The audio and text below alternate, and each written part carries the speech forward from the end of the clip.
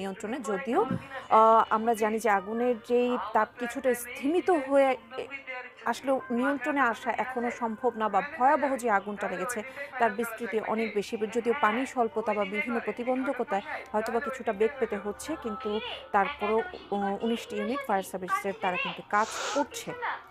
এবং অনেকে যে বাসিন্দারা আছেন তারা তাদের মালামাল সরিয়ে নেবার চেষ্টা করেছেন, তারা সরিয়ে নিয়েছেন অনেকে।